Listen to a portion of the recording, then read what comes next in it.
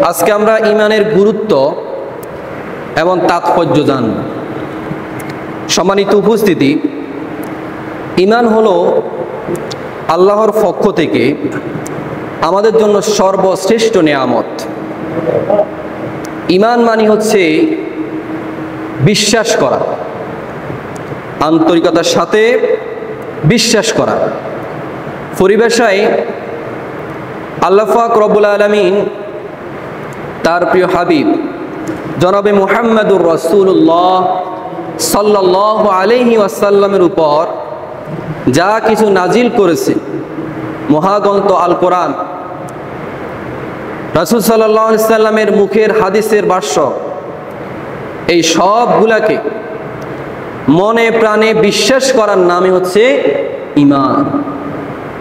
সম্মানিত উপস্থিতি, আমরা জানি ইব্রাহিম আলাইহিস সালাম, ওনার বাবা আজর, উনি ঈমান আনে নাই, কিন্তু ইব্রাহিম উনি কিন্তু ঈমান এনেছে এবং কি উনি একজন নবী। তারপরে হযরতে নূহ আলাইহিস সালাম, ওনার ছেলে কেনান একজন নবীর ছেলে, কিন্তু বাবা নবী, ওনার প্রতি ঈমান আনে নাই। তো আপনি আর আমার ছেলে কোথায় যাবে? যদি একজন নবীর ছেলে যদি ঈমান না আনে, আপনি আর আমার ছেলে কোথায়? তারপরে দেখুন, নূহ আলাইহিস সালাম এবং লূত আলাইহিস সালামের দুইজনের স্ত্রী, এই দুইজনের স্ত্রী ওনাদের প্রতি ঈমান আনে নাই, অথচ ওনারা কিন্তু নবীর কি স্ত্রী। নবীর স্ত্রী কি কোনো সাধারণ মহিলা? সাধারণ মহিলা না, কিন্তু এরা নবীর প্রতি ঈমান আনে নাই। তারপর বিশ্বনবী সাল্লাল্লাহু আলাইহি ওয়াসাল্লামের চাচাজান আবু তালেব, উনিও কিন্তু মৃত্যুর সময় আল্লাহ রাসূল সাল্লাল্লাহু আলাইহি সাল্লাম ওনার কাছে গেলেন, চাচাজান আপনি আমার সারাটা জীবন আমার খেয়াল রেখেছেন, আপনার ভয়ে আরবের কেউ আমার গায়ে হাত দিতে পারে নাই, সব সময় আপনি আমার সঙ্গী ছিলেন। মৃত্যুর সময় উনি গেলেন, গিয়ে বলতেছে, চাচাজান আপনি একটিবার বলেন লা ইলাহা ইল্লাল্লাহ, আমি কাল কিয়ামতের ময়দানে আল্লাহর সাথে ঝগড়া করে হলো আপনাকে জান্নাতে নিয়ে যাব। সুবহানাল্লাহ বলেন, শুধু একটিবার বলেন লা ইলাহা ইল্লাল্লাহ। কিন্তু পাশে দাঁড়িয়েছিল আবু লাহাব, উমাইয়া ইবনে খলফ, তারা বলতেছে যে আবু তালেব, মৃত্যুর আগে বুঝি তোমার ধর্ম, তোমার বাবার ধর্ম আব্দুল মুত্তালিবের মিল্লাতকে ছেড়ে দিয়ে তুমি বুঝি মুহাম্মদ সাল্লাল্লাহু আলাইহি সাল্লামের ধর্মকে গ্রহণ করবে?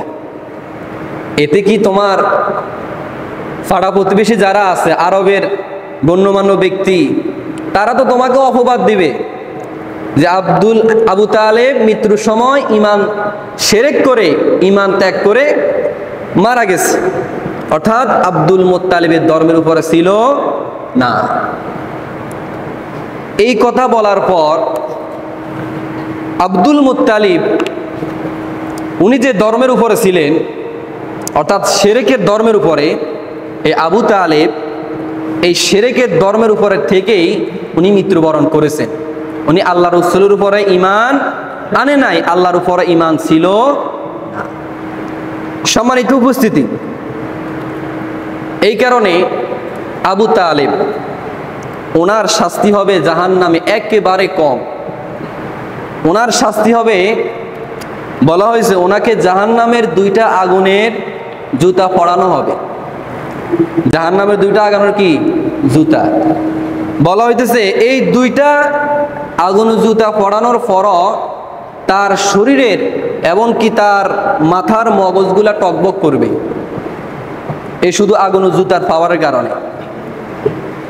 সম্মানিত উপস্থিতি, এই কারণে আমরা যোগে যোগে দেখি নবী রাসূলগণ যোগে যোগে মানুষকে দাওয়াত দিয়েছেন এক আল্লাহর ইবাদত করো, এবং কি রাসূলগণকে নবী বলে স্বীকার করো।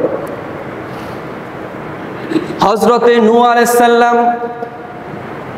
উনি ওনার সম্প্রদায়ের কাছে গেলেন। নূহ আলাইহিস সালাম বলতেছেন, فقال يا قوم اعبدوا الله ما لكم من إله غيره। নূহ আলাইহিস সালাম বলল, হে আমার সম্প্রদায়, তোমরা আল্লাহর ইবাদত করো, তিনি ব্যতীত তোমাদের আর কোনো উপাস্য নাই। তোমরা আল্লাহর ইবাদত করো, তিনি ছাড়া তোমাদের কোনো উপাস্য নেই। তারপরে হযরতে হুদ আলাইহিস সালাম উনি ওনার জাতির কাছে গিয়ে বললেন, فقال يا قوم اعبدوا الله ما لكم من إله غيره। হে আমার জাতিরা, তোমরা আল্লাহর ইবাদত করো, আর তিনি ব্যতীত তোমাদের কোনো উপাস্য নাই। এইভাবে নবীরা যোগে যোগে আল্লাহ রাসূল সাল্লাল্লাহু আলাইহি সাল্লাম তিনিও যখন মক্কায় তার নবুয়তের সূচনা হলো, নবুয়তের সূচনাকালে তিনি মক্কার শহরে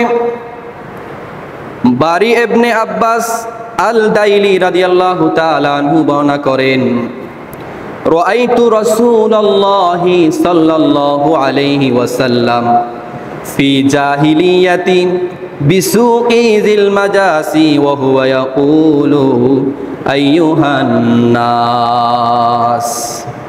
আল্লাহ রাসূল সাল্লাল্লাহু আলাইহি সাল্লাম জাহিলিয়াতের যুগে বাজারে গিয়ে মানুষদেরকে ডেকে ডেকে বলতেছে, আইয়ুহান নাস, হে মানুষ সকল, কুলু লা ইলাহা ইল্লাল্লাহু তুফলিহুন, তোমরা বলো আল্লাহ ব্যতীত কোনো ইলাহ নেই, তোমরা সফল হয়ে যাবে।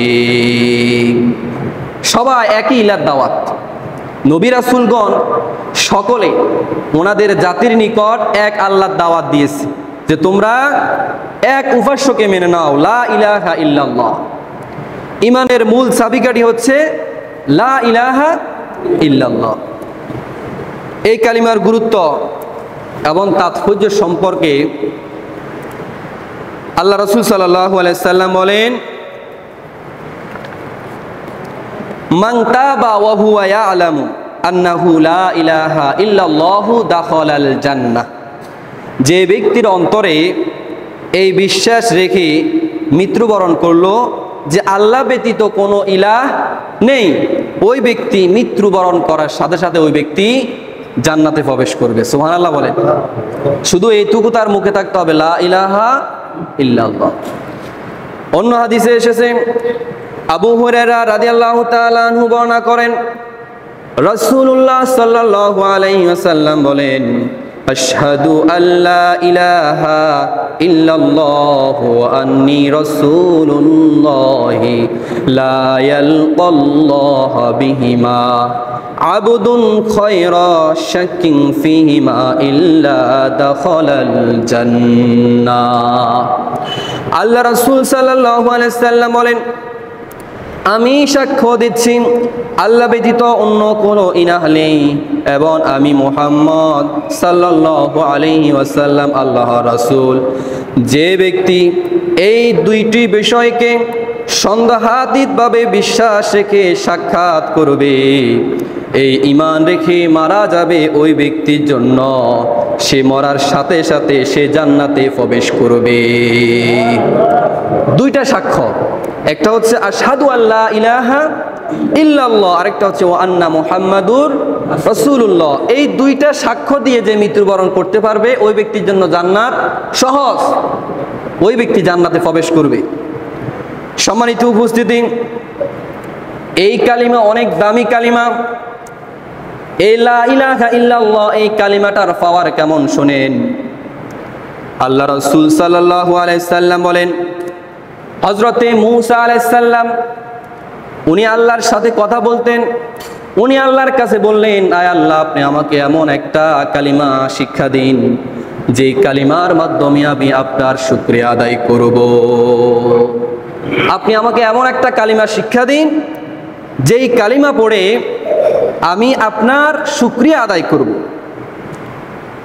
আল্লাহ তাআলা মূসা আলাইহিস সালামকে বলল, তুমি পড়ো লা ইলাহা ইল্লাল্লাহ, তুমি এটা পড়ো, এটা পড়ে আমার শুকরিয়া আদায় করো।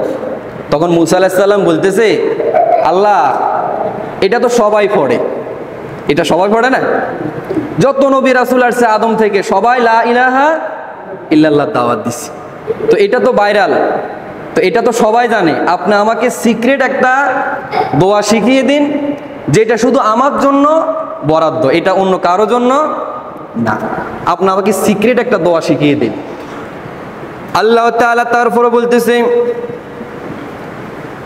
লাউ আন্নাস সামাওয়াতিস সামআ ওয়াল আরদিস সাবআ ফি কিফাতিন ওয়ালা ইলাহা ইল্লাল্লাহু ফি কিফাতিন মালাত বিহিন্না লা ইলাহা ইল্লাল্লাহ। আল্লাহ পাক রব্বুল আলামিন বলতেছে, যদি 7 আসমান 7 জমিনকে এক পাল্লায় রাখা হয় আর লা ইলাহা ইল্লাল্লাহর কালিমাকে এক পাল্লায় রাখা হয়, তাহলে লা ইলাহা ইল্লাল্লাহর কালিমা ভারী হয়ে যাবে। ওই 7 আসমান 7 জমিন এটার বারটা কম হবে, কিন্তু লা ইলাহা ইল্লাল্লাহর বার বেশি হবে। সম্মানিত উপস্থিতি, যে ব্যক্তি ঈমান গ্রহণ করার পর যুদ্ধে গেল, সে যুদ্ধে শাহাদাত বরণ করলো, আর এতে সে জান্নাত পেয়ে গেল। যে ব্যক্তি ঈমান এনেছে, ঈমান আনার পর যুদ্ধে চলে গেছে, নামাজও পড়ে নাই, রোজাও রাখে নাই, একবার সুবহানাল্লাহ কি পড়ে নাই, শুধু কালিমা পড়ছে, কালিমা পড়ার পর উনি যুদ্ধে চলে গেছে, যুদ্ধে যায় শহীদ হয়ে গেছে, বলতেছে যে এই ব্যক্তি জান্নাতি হয়ে গেল। ইবনে আজিব রাদিয়াল্লাহু তাআলা আনহু বর্ণনা করেন, আতান নবী সাল্লাল্লাহু আলাইহি ওয়াসাল্লাম রাজুলুন মাকান্নাউন বিল হাদিদি ফাকালা ইয়া রাসূলুল্লাহ। একজন সাহাবী, সে লৌহমর্ম গায়ে দিয়ে আল্লাহ রাসূল সাল্লাল্লাহু আলাইহি সাল্লামের সামনে দাঁড়িয়ে বলতেছে, ইয়া রাসূলুল্লাহ, আমি কি আগে যুদ্ধ করব নাকি আমি আগে ঈমান আনবো? ফাকালা ইয়া রাসূলুল্লাহ কুতিলা আন্না মুসলিমুন ক্বালা আসলিম। সে বলতেছে, আমি কি আগে যুদ্ধ করব নাকি আগে মুসলিম হব? সুম্মা কাতিল ফাআসলামা সুম্মা কাতালা ফাকুতিলা। ফাকালা রাসূলুল্লাহ সাল্লাল্লাহু আলাইহি ওয়াসাল্লাম, রাসূলুল্লাহ সাল্লাল্লাহু আলাইহি সাল্লাম বলেন, তুমি আগে ইসলাম গ্রহণ করো, তুমি আগে ইসলাম গ্রহণ করো, তারপরে তুমি যুদ্ধ করো। ওই ব্যক্তি ইসলাম গ্রহণ করে সাথে সাথে যুদ্ধের ময়দানে ঝাঁপিয়ে পড়ছে। যুদ্ধের ময়দানে গিয়ে বলতেছে, সুম্মা কাতালা ফাকুতিলা। ওই ব্যক্তি যুদ্ধ করতে করতে মারা গেছে, মানে একবার নামাজ পড়ার সুযোগ পাই নাই। তখন আল্লাহ রাসূল বলতেছে, আমিলা কলিলান ওয়া উজিরা কাসীরা। ওই ব্যক্তি আমল করেছে কম কিন্তু পুরস্কার পেয়েছে বেশি। শুধু লা ইলাহা ইল্লাল্লাহ পড়ে যুদ্ধের ময়দানে ঝাঁপ দিয়েছে, শহীদ হয়ে গেছে, কিন্তু সে জান্নাতের পুরস্কার পেয়ে গেছে। সম্মানিত উপস্থিতি, মা খাদিজা রাদিয়াল্লাহু তাআলা আনহা, উনি এমন কোনো আমল করেন নাই, দেখা যায় ওনাকে আল্লাহ তাআলা সেই 7 তবক আসমানের উপর থেকে আরশ আজিম থেকে সালাম দিয়েছে, অথচ উনি নামাজ পড়েন নাই। কারণ নামাজ ফরজ হয়েছে নবুয়তের 12 শাসনে, আর যাকাত ফরজ হয়েছে হিজরি তখন নবুয়তের 15তম বর্ষ, আর হজ ফরজ হয়েছে 8ম হিজরিতে। 8ম হিজরি মানে হচ্ছে 21 নবুয়তের সময়। ওই সময় কিন্তু এখনো নামাজ, রোজা, হজ, যাকাত এগুলা ফরজও হয় নাই। তখন এগুলা কি এখনো ফরজও হয় নাই, এগুলা তখনও ফরজ হয় নাই। কিন্তু লা ইলাহা ইল্লাল্লাহ, এক আল্লাহকে মানার কারণে আল্লাহ তাআলা তাকে জান্নাতের সুসংবাদ দিয়ে দিয়েছেন। জমিনে থাকাকালীন উনি জান্নাতের সুসংবাদ পেয়েছেন। এই সম্পর্কে একটি হাদিস বর্ণিত হয়েছে। আবু হুরায়রা রাদিয়াল্লাহু তাআলা আনহু বর্ণনা করেন, জিবরাইল আলাইহিস সালাম আল্লাহ রাসূল সাল্লাল্লাহু আলাইহি সাল্লামের কাছে আসলো, আসি বলতেছে যে আল্লাহ রাসূল ওই দেখেন খাদিজা আসতেছে। খাদিজা যখন আপনার সামনে আসবে তখন খাদিজাকে বলবেন, قد أتت فإذا هي أتتك فقرأ عليها السلام من ربها। খাদিজাকে বলবেন যে জিবরাইল আর আল্লাহর পক্ষ থেকে ওনাকে সালাম দেওয়া হয়েছে। সুবহানাল্লাহ বলেন না।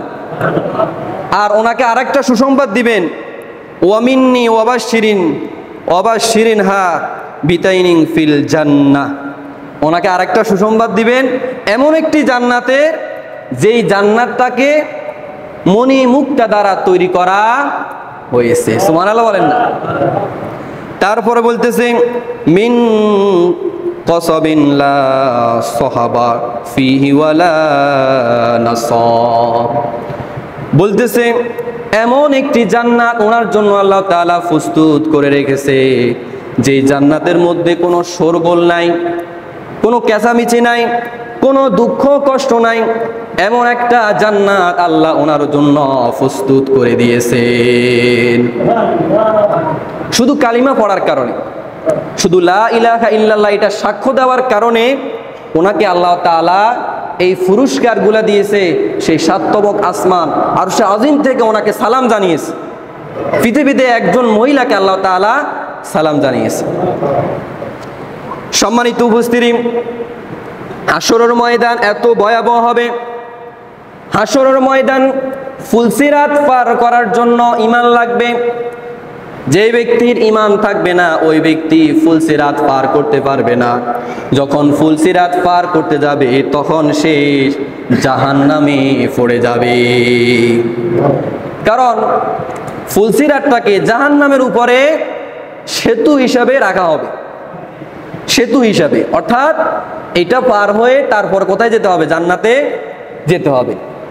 তো যাদের ঈমান নাই, ঈমানের আলো নাই, ওই ব্যক্তিরা যখন ওই ফুলসিরাত পার করতে যাবে, বলা হয়েছে ওই ফুলসিরাত চুলের চেয়ে চিকন এবং খুরের চেয়ে তলোয়ার চেয়েও বেশি ধার। যখন ওই ব্যক্তি পার হতে যাবে তখন ওই ব্যক্তিরা পার হতে পারবে না, তারা পড়ে যাবে। আর যারা ঈমানদার লোক তারা দাঁড়ানোর সাথে সাথে কেউ যাবে বিদ্যুতের গতিতে, কেউ যাবে ঘোড়ার গতিতে, কেউ যাবে মানুষ যেভাবে দৌড়ায় এভাবে যাবে, কেউ যাবে হেঁটে হেঁটে, আবার কেউ যাবে হামাগুড়ি দিয়ে, কেউ যাবে হামাগুড়ি দিয়ে। অর্থাৎ যার ঈমান যতটুক সে অতটুক আলোতে হামাগুড়ি দিয়ে যাবে। কিন্তু যে ব্যক্তি হামাগুড়ি দিয়ে যাবে ওই ব্যক্তির অবস্থা খুব খারাপ হবে। ওই ব্যক্তি পড়ে যাবে, আবার উঠবে, আবার উঠবে, আবার পড়ে যাবে। এইভাবে অনেক কষ্ট করে সে পার হবে। আর যাদের কোনো আলোই নাই ওই ব্যক্তিরা পার হতে পারবে না। এই প্রসঙ্গে আল্লাহ তাআলা কোরআনুল কারীমে জানিয়ে দেন, ওয়া ইম মিনকুম ইল্লা ওয়ারিদুহা কানা আলা রাব্বিকা হাতমান মাকদিয়া সুম্মা নুনাজ্জিল্লাযীনা ইত্তাকাও ওয়া নাদারুয যালিমিনা ফিহা জিসিয়া। তোমাদের মধ্যে এমন কোনো মানুষ নাই যে সেই ফুলসিরাতে ফুসবে না। এটা আপনার পালনকর্তার অনিবার্য সিদ্ধান্ত। অতঃপর আমি মুত্তাকিদেরকে উদ্ধার করব এবং যারা জালেম রয়েছে, যারা কাফের মুশরিক রয়েছে, তারা সেখানে নত জানু হয়ে অবস্থায় তাদেরকে ছেড়ে দেওয়া হবে। তাদের কোনো সাহায্যকারী থাকবে না। বলেছে মুত্তাকিদেরকে আমি উদ্ধার করব, কিন্তু যারা জালেম জুলুমকারী, মানুষের উপর অত্যাচার করে, জুলুম করে, ওদেরকে কোনো সাহায্য সহযোগিতা করা হবে না, কোনো সাহায্যকারী তাদের থাকবে না।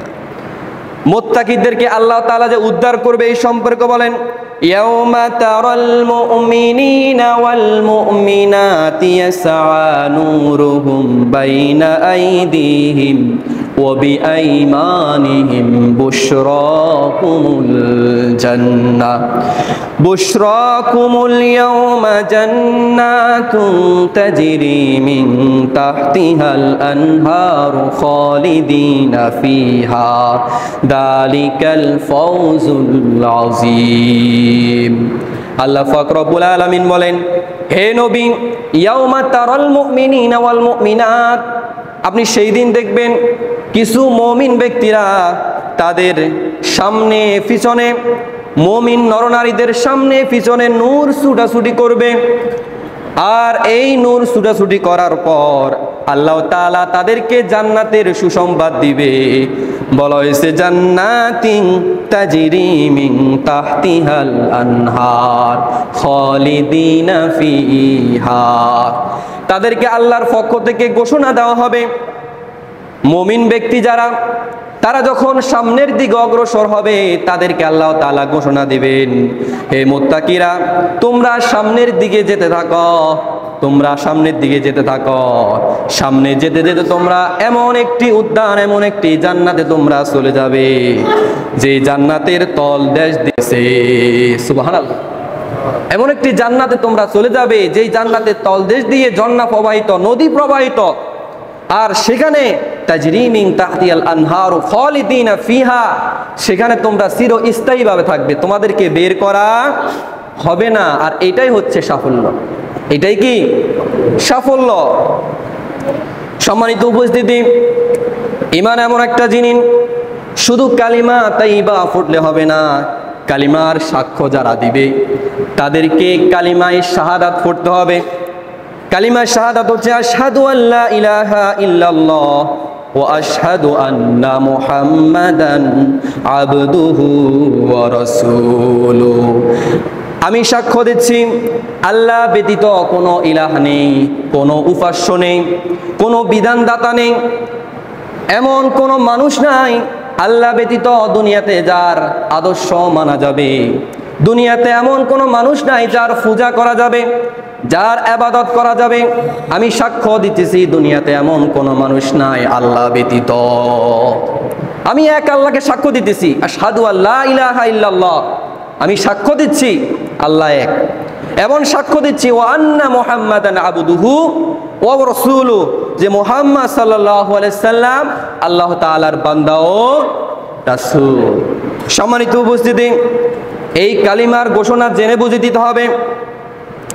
এই কালিমা হচ্ছে, এই কালিমার মর্ম হচ্ছে তাওহীদ এবং কি রিসালাতের পূর্ণভাবে স্বীকৃতি দেওয়া। তাওহীদ হচ্ছে একত্রে আল্লাহর বিশ্বাস করা, এবং নবুয়ত রিসালাত হচ্ছে রাসূল সাল্লাল্লাহু আলাইহি সাল্লামের 23 বছর জিন্দেগিকে সবচাইতে বেশি প্রাধান্য দেওয়া। অর্থাৎ তার নবুয়তের যে জিন্দেগি, যে রিসালাত আল্লাহ তাআলা ওনাকে দিয়েছেন, ওই রিসালাতে আল্লাহ যে কোরআন নাজিল করেছেন, যে বিধান নাজিল করেছেন, ওই বিধানগুলাকে মেনে নেওয়া। আর এগুলো দিতে হবে একদম জেনে বুঝে, জেনে বুঝে কি এই সাক্ষ্যগুলো দিতে হবে। সম্মানিত উপস্থিতি, এমন অনেক মানুষ কালিমা পড়েছিল রাসূলের যুগে। এরকম একজন মানুষ, তিনি রাসূল সাল্লাল্লাহু আলাইহি ওয়াসাল্লামের সাথে নামাজ পড়তেন। রাসূলুল্লাহ সাল্লাল্লাহু আলাইহি ওয়াসাল্লামের কাছে জিহাদও গেছেন, হজও করেছেন, যুদ্ধে গিয়ে নেতৃত্ব দিয়েছেন, কিন্তু সে পরিপূর্ণ আল্লাহ তাআলাকে এবং কি রাসূলকে মানতে পারে নাই। ওই ব্যক্তি মুনাফিক হয়ে গেছে। এরকম অনেক নজির দেখা যায়। আর এই মুনাফিক হচ্ছে আব্দুল্লাহ বিন উবাই। এই আব্দুল্লাহ বিন উবাই আল্লাহ রাসূল সাল্লাল্লাহু আলাইহি সাল্লামকে নেতা হিসাবে মানতে পারে নাই। আল্লাহকে মেনেছে, কিন্তু রাসূল সাল্লাল্লাহু আলাইহি সাল্লামকে নেতা হিসাবে, আদর্শ হিসাবে সে মানতে পারে নাই। এই কারণে সে নামাজ পড়েছে, যুদ্ধ করেছে, অনেক কিছু করেছে। এগুলা করার পরও সে ঈমানদার হতে পারে নাই। মৃত্যুর সময় তার ঈমান নসিব হয় না। তো আদর্শ এটা একমাত্র মুহাম্মদ সাল্লাল্লাহু আলাইহি ওয়াসাল্লাম। এই কারণে সাক্ষ্য দুইটা দেওয়া, আশহাদু আল্লা ইলাহা ইল্লাল্লাহ ও আশহাদু আন্না মুহাম্মাদান আবদুহু ওয়া রাসূলু, আল্লাহকে মেনে নেওয়া আর রাসূল সাল্লাল্লাহু আলাইহি সাল্লামকে নেতা হিসাবে, পথপ্রদর্শক হিসাবে মেনে নেওয়া। আজকে তো দেখা যায় দুনিয়ার মানুষ, দুনিয়ার যারা আছে রাসূলকে বাদ দিয়ে অন্যান্য মানুষদেরকে নেতা হিসাবে গ্রহণ করেছে। তো এদের অবস্থা ওই আব্দুল্লাহ বিন উবাইয়ের মতো হবে। এরাও নামাজ পড়ে, ওই আব্দুল্লাহ বিন উবাই নামাজ পড়েছে। আব্দুল্লাহ বিন উবাইও জিহাদ করেছে, হজ করেছে, এরাও জিহাদ করতেছে, হজ করতেছে, কিন্তু আদর্শ হিসাবে আব্দুল্লাহ বিন উবাইও রাসূলকে মানে নাই। আজকে যারা দুনিয়াতে আছে এরাও আদর্শ হিসাবে রাসূলকে মানে না। এরকম মানুষকে আমাদের সমাজে নাই। দেখেন না, 5 টাকা দিলে ইমানটা বিক্রি করে ফেলে, ইমানের এত কম মূল্য। সম্মানিত উপস্থিতি, এই আব্দুল্লাহ বিন উবাই সে আল্লাহ রাসূল সাল্লাল্লাহু আলাইহি সাল্লামের পিছনে নামাজ আদায় করেছে, জিহাদ করেছে, এমনকি সে অনেকগুলা নেতৃত্ব দিয়ে যুদ্ধ করেছে, কিন্তু আল্লাহ রাসূলকে নেতা হিসাবে মেনে নেয় নাই। এই কারণে ওই ব্যক্তি মুনাফিক হিসাবে মৃত্যুবরণ করেছে, তার কালিমা নসিব হয় নাই, ওই ব্যক্তির কালিমা নসিব হয় না। সম্মানিত উপস্থিতি, শুধু মুখে মুখে লা ইলাহা ইল্লাল্লাহ বললে ইমানদার হওয়া যায় না। শুধু মুখে মুখে লা ইলাহা ইল্লাল্লাহ সাক্ষ্য দিলে মুমিন হওয়া যায় না, এটাকে অন্তরে ধারণ করতে হবে। এই বিশ্বাসের উপর আপনার জীবনটা পরিচালিত করতে হবে। গিরিশচন্দ্র সেন একজন হিন্দু লোক, সে কোরআনুল কারীমের সে অর্থ লিখেছে, সে কতবার লা ইলাহা ইল্লাল্লাহ পড়েছে, কতবার সে এই শব্দগুলা পড়েছে হিসাবে নাই, কিন্তু তার অন্তরে ঈমান ছিল না। এই কারণে মুখে যতবার লা ইলাহা ইল্লাল্লাহ বলেছে, তার এই লা ইলাহা ইল্লাল্লাহর কোনো দাম নাই। ওই ব্যক্তি কোরআনের তরজমা লিখছে, কোরআনের তরজমা উনি লিখছে, কতবার লা ইলাহা ইল্লাল্লাহ উনি পাইছে না কোরআন মাজিদে, এগুলা উনি অর্থ জানছে, এক একটা শব্দর কত যে অর্থ আছে এগুলা জেনে বুঝে উনি এটার অর্থ লিখছে। কতবার লা ইলাহা ইল্লাল্লাহ পড়েছে, সে কি ইমানদার হয়ে গেছে? ইমানদার হতে পারে নাই। এই কারণে মুখে শুধু লা ইলাহা ইল্লাল্লাহ পড়লে ইমানদার হওয়া যায় না, এটাকে অন্তরে ধারণ করতে হবে আর এই অনুযায়ী জীবনটা পরিচালিত করতে হবে, তাহলে আপনি ইমানদার হয়েছেন। শুধু মুখে মুখে লা ইলাহা ইল্লাল্লাহ লা ইলাহা ইল্লাল্লাহ পড়লে আপনি ইমানদার হবেন না। এটার প্রকৃত শিক্ষা আপনার ভিতরে থাকতে হবে, আপনার জীবনে থাকতে হবে। রাসূল সাল্লাল্লাহু আলাইহি সাল্লামকে আপনি সব জায়গায় আদর্শ হিসাবে মেনে নিতে হবে, তাহলে আপনি প্রকৃত ঈমানদার হয়ে যাবে। সম্মানিত উপস্থিতি, এই কারণে ঈমানকে মনে প্রাণে বিশ্বাস করতে হবে। এই সম্পর্কে আল্লাহ রাসূল সাল্লাল্লাহু আলাইহি ওয়াসাল্লাম বলেন, লা ইকরাহু, আল্লাহ তাআলা কোরআনুল কারীমে নাযিল করেন, লা ইকরাহা ফিদ-দীন ক্বাদ তাবায়্যানার রুশদু মিনাল গায়, ফামান ইয়াকফুরু বিত-তাগুতি ওয়া ইউমিন বিল্লাহি ফাকাদ ইসতামসাকা বিল উরওয়াতিল উসকা। দ্বীনের ব্যাপারে কাকে জবরদস্তি করা হবে না, দ্বীনের ব্যাপারে কাকে জোরপূর্বক তাকে দ্বীন কবুল করা হবে না। নিঃসন্দেহে হেদায়েত গুমরাহি থেকে পৃথক হয়ে গেছে। এখন যারা তাগুতকে অস্বীকার করবে এবং আল্লাহর প্রতি ঈমান আনবে এবং সেই সুদৃঢ় রশি ধারণ করলো, সে ছিঁড়ে যাওয়ার নয়। অর্থাৎ ঈমান হচ্ছে আপনি যখন ঈমানদার হয়েছেন, ঈমান এনেছেন, আপনাকে তাগুতকে অস্বীকার করতে হবে। তাগুতকে কি করতে হবে? অস্বীকার করতে হবে, তাগুতকে ছেড়ে দিতে হবে। যত হারাম কাজ, যত অন্যায় কাজ, যত জুলুম কাজ রয়েছে সবগুলো আপনাকে বাদ দিয়ে তারপরে আপনাকে ঈমান আনতে হবে। আপনি শিরকও করবেন, আপনি মূর্তি পূজাও করবেন, আপনি নেতা হিসাবে অন্যকে মেনে বসে আছেন, আবার লা ইলাহা ইল্লাল্লাহ পড়ে মুহাম্মদ রাসূলুল্লাহ সাল্লাল্লাহু আলাইহি সাল্লাম বলে ঈমান আনবেন, এই ঈমানে লাভ হবে না। সম্মানিত উপস্থিতি, এই কারণে তাগুতকে অস্বীকার করে আপনাকে ঈমান আনতে হবে। তাগুতকে অস্বীকার করে আপনাকে যদি ঈমান আনতে পারেন, তাহলে আপনি সফল কাম হবেন। নাসেদ কালিমা পড়েও আপনার কোনো লাভ হবে না। তাগুতকে অস্বীকার করতে হবে। সম্মানিত উপস্থিতি, যেইভাবে নামাজের মধ্যে অনেকগুলা নিয়ম কানুন দেখা যায়, যেই নিয়ম কানুনগুলা একটা যদি ছেড়ে দেওয়া হয়, ওযুর মধ্যে 4টা নিয়ম রয়েছে, একটা নিয়ম যদি ছেড়ে দেওয়া হয় ওই ব্যক্তির ওযু পরিপূর্ণ হয় না। এইভাবে তাগুতকে পরিপূর্ণভাবে অস্বীকার করতে হবে, তাগুতকে বাদ দিতে হবে, তারপরে আপনাকে ঈমান আনতে হবে। ঈমান এনে আপনি যদি ইবাদত করতে পারেন তাহলে এই ইবাদতের দাম আছে, নচেত তাগুতকেও মেনে নেবেন, আবার আপনি নামাজও পড়বেন, কুফরও করবেন, কোনো লাভ হবে না। সম্মানিত উপস্থিতি, এই তাগুতের বিষয়ে আল্লাহ পাক রব্বুল আলামিন বলেন, ফাআলাম আন্নাহু লা ইলাহা ইল্লাল্লাহ, আর জেনে রাখুন আল্লাহ ব্যতীত কোনো ইলাহ নেই, আল্লাহ ব্যতীত কোনো ইলাহ নেই। এটা শুধু মুখে ঘোষণার নাম নয়, এই ঘোষণা অন্তরে লালন পালন করতে হবে, এমনকি এটা শক্তভাবে আপনাকে দৃঢ়ভাবে আপনার অন্তরে বাস্তবায়নের জন্য চেষ্টা করতে হবে। এই কারণে আল্লাহ রাসূল সাল্লাল্লাহু আলাইহি সাল্লামের কাছে যখন ওই সাহাবীটা আসলো, সে প্রথম বলতেছে আমি কি যুদ্ধ করব? যুদ্ধ করা তো হচ্ছে একটা আমল, আমি কি যুদ্ধ করব নাকি আমি ঈমান আনবো? তখন আল্লাহ রাসূল বলল, তুমি আগে কালিমা পড়ে ঈমান আনো, তারপরে তুমি যুদ্ধ করো। কারণ জিহাদ করা একটা আমল, নামাজ পড়া একটা আমল, জিহাদ করা, হজ পড়া, তারপরে রোজা রাখা, এগুলো হচ্ছে আমল। তো এই আমল এগুলো যখন আপনি করতে যাবেন তখন তাগুতকে অস্বীকার করে তারপরে আপনাকে পরিপূর্ণ ঈমানদার হয়ে আপনি আমল করেন, এই আমল আপনার কাজে আসবে, নচেত এই আমলের কোনো দাম হবে না। সম্মানিত উপস্থিতি, ঈমানের অনেকগুলা শাখা রয়েছে। ঈমানের সর্বনিম্ন শাখা হচ্ছে যে লজ্জা হচ্ছে ঈমানের সর্বনিম্ন শাখা। লজ্জা ঈমানের সর্বনিম্ন শাখা। আবু হুরায়রা রাদিয়াল্লাহু তাআলা আনহু বলেন, আল ঈমানু বিদউন ওয়া সিত্তুনা শুবাতান ওয়াল হায়াউ শুবাতুম মিনাল ঈমান। ঈমানের 60-এর অধিক শাখা রয়েছে, 60টিরও বেশি ঈমানের শাখা রয়েছে। আর ঈমানের সর্বনিম্ন শাখা হচ্ছে লজ্জা। ঈমানের সর্বনিম্ন শাখা কি? লজ্জা।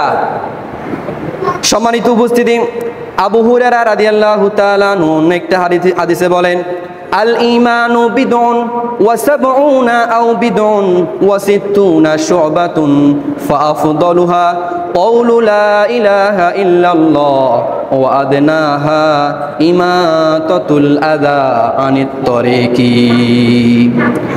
আল্লাহ রাসূল সাল্লাল্লাহু আলাইহি সাল্লাম বলেন, ঈমানের 60-এর অধিক শাখা রয়েছে। এর সর্বোচ্চ শাখা হলো লা ইলাহা ইল্লাল্লাহ বলা, আর সর্বনিম্ন শাখা হচ্ছে রাস্তা থেকে কষ্টদায়ক জিনিসকে সরিয়ে দেওয়া। রাস্তা থেকে কষ্টদায়ক বস্তু সরিয়ে দেওয়া। একটা কুকুর পড়ে মারা আছে, একটা বিলাই বা কষ্টদায়ক জিনিস পড়ে মারা আছে, আপনি এটা সরিয়ে দিয়েছেন, এটা হচ্ছে ঈমানের সর্বনিম্ন শাখা। আরও যদি এটা দেখার পরও আপনার মনে একটা অহংকার বোধ জাগে যে আমি সমাজের একজন গণ্যমান্য ব্যক্তি, আমি যদি এগুলা সরাই বিষয়টা খারাপ দেখা যায় না, এরকম যদি আপনার মনে আসে তাহলে মনে করতে হবে যে এরপরে তো আর কোনো শাখাই নাই, আছে, তার মানে আপনার ঈমান নাই। বুঝেন নাই? যদি আরেকটা শাখা থাকতো আপনারা নিচে রাখতে পারতাম, এখন তো এরপরে আর শাখা নাই। তার মানে বুঝতে হবে আপনি যদি রাস্তা থেকে কোনো কষ্টদায়ক জিনিস সরাতে না পারেন আপনার অহংকার বাদে, তাহলে বুঝতে হবে আপনার ঈমান নাই। আবু উমামা আল হারিসি রাদিয়াল্লাহু তাআলা আনহু বর্ণনা করেন, আল বাযাদাতু মিনাল ঈমান, অনাডম্বর জীবনযাপন হচ্ছে ঈমানের অংশ। ইবনে হাজার আসকালানী রাহিমাহুল্লাহ বলেন, ঈমানের 70টির বেশি শাখা রয়েছে। নিশ্চয় ঈমানের এই শাখাগুলা কলব এবং জিহবা এবং দেহের মধ্যে সম্পৃক্ত। ঈমানের এই শাখাগুলা, 1 নম্বরে কলব, এই কলবের মধ্যে রয়েছে ঈমানটা, এই শাখাগুলা। আর 2 নম্বরে এটা রয়েছে জিহ্বার মধ্যে, আর 3 নম্বরে এটা রয়েছে আপনার শরীরের মধ্যে। এই 3 জায়গায় আপনার এই 70টা ইমানের এই শাখাগুলা আল্লাহ রাসূল বলছে থাকবে। ইমানের যে শাখাগুলা কলবের সাথে সম্পৃক্ত, যে ইমানগুলা কলবের সাথে সম্পৃক্ত, কিসের সাথে? কলবের সাথে, এরকম আছে 24টা। কয়টা আছে? 24টা। আমি নাম্বার বলতেছি, আপনারা একটু মনোযোগ দিয়ে শুনেন। 1 নম্বর শাখা হচ্ছে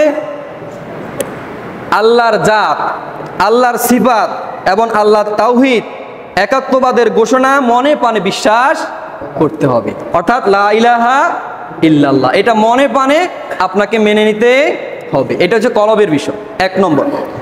2 নম্বর হচ্ছে ফেরেশতাদের প্রতি ঈমান। ফেরেশতাদের প্রতি কি? ঈমান।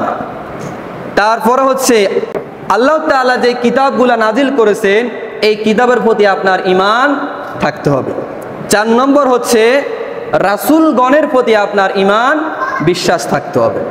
5 নম্বর হচ্ছে তাকদীরের ভালো মন্দের বিষয়ের প্রতি আপনার বিশ্বাস থাকতে হবে।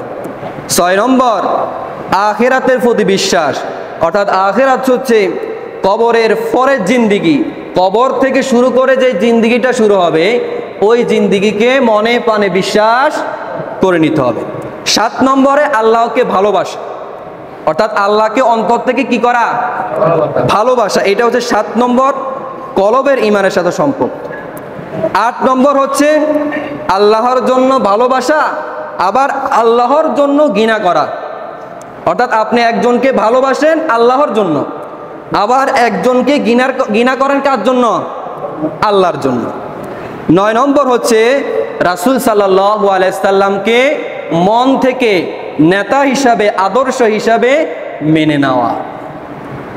10 নম্বর রাসূল সাল্লাল্লাহু আলাইহি সাল্লাম এর প্রতি সম্মান প্রদর্শন করা, রাসূল সাল্লাল্লাহু আলাইহি সাল্লামের প্রতি দুরূদ পড়া এবং কি তার সুন্নতগুলা মেনে নেওয়া। 11 নম্বর হচ্ছে ইখলাস তৈরি করা, মনের ভিতরে ইখলাস তৈরি করা, অর্থাৎ রিয়া, গীবত, শিকায়াত, কপটতা এই অন্তর থেকে দূর করে দেওয়া। 12 নম্বর হচ্ছে আল্লাহর কাছে তাওবা করা। সেই তাওবা শুধু আস্তাগফিরুল্লাহ আস্তাগফিরুল্লাহ আস্তাগফিরুল্লাহ এইটা না। এক ব্যক্তি আস্তাগফিরুল্লাহ আস্তাগফিরুল্লাহ আস্তাগফিরুল্লাহ পড়তেছে, আলী রাদিয়াল্লাহু তাআলা আনহু বলতেছে তোমার আস্তাগফিরুল্লাহর তাওবা করা দরকার। অর্থাৎ তুমি যে আস্তাগফিরুল্লাহ আস্তাগফিরুল্লাহ পড়তেছ, এইটার জন্য তোমার তাওবা করা দরকার। তাহলে বুঝেন সে কেমন ভাবে আস্তাগফিরুল্লাহ পড়ে?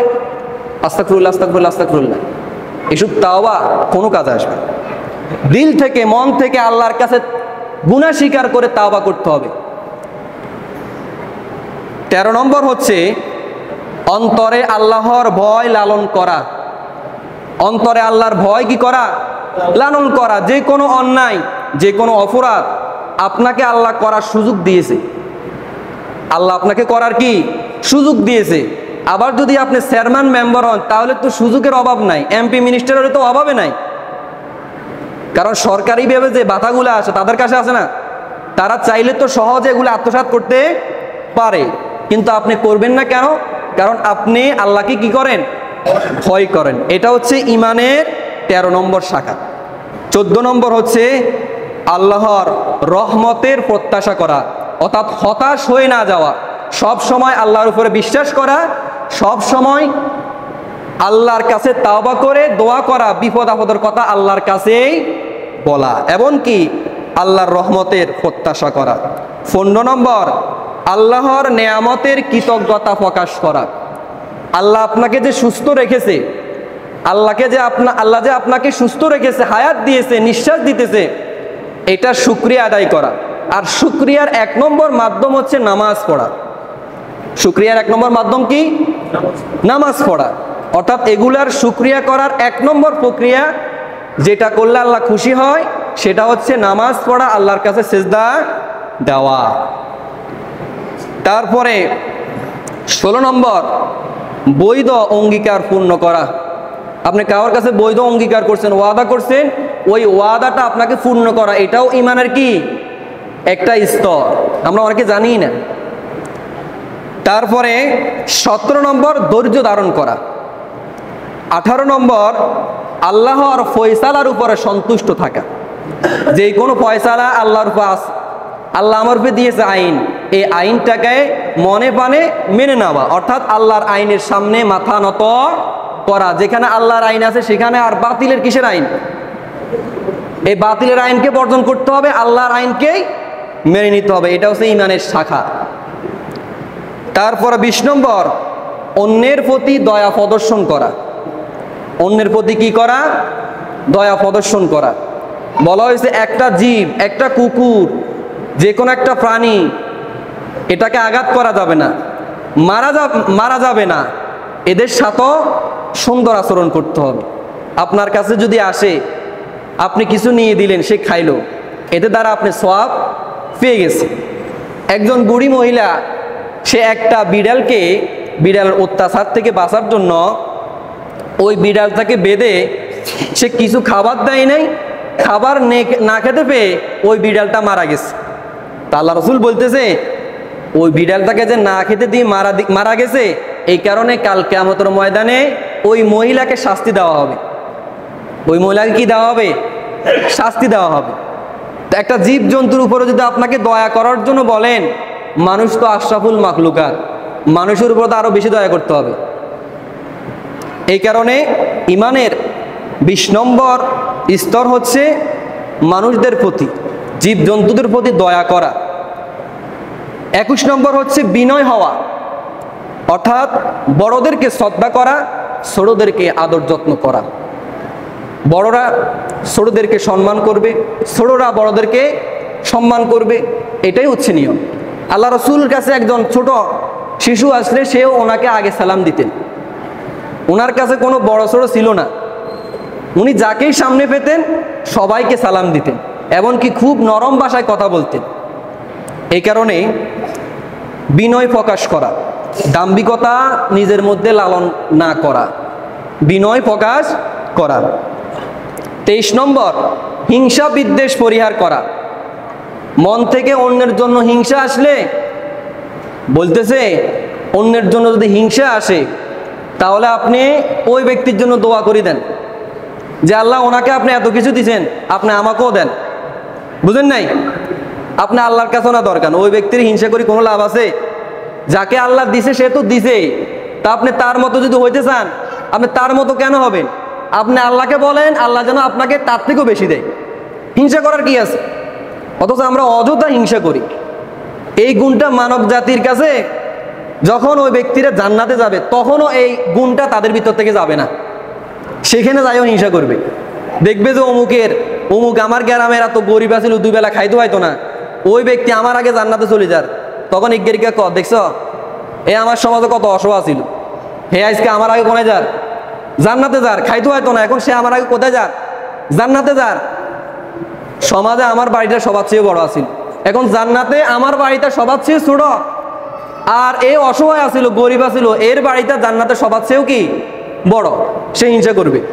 কারণ যারা একটু বড় শ্রেণীর মানুষ, এরা একটু দুনিয়ামুখী হয়, এরা যা করতে চায় দুনিয়াবি করে, ঘর বাড়ি দুনিয়াত করতেছে, একদম মানে লাক্সারিয়াস বিদেশি সিস্টেমে ঘর করতেছে। তারপরে সমাজের কোনো অসহায় মানুষ যদি তার কাছে আসে টাকা ধারের জন্য, সে বলতেছে তোমাকে টাকা এক নিয়মে দিতে পারি, কিভাবে? তোমার অমুক জায়গাটার দলিলটা আমারে কয়েকদিনের জন্য দাও, তাহলে তোমার কি আমি কিছু টাকা দিব। তো ওই ব্যক্তি যখন দিতে পারে না, তখন অটোমেটিক সে ওই জায়গাটা দখল করে নেয়।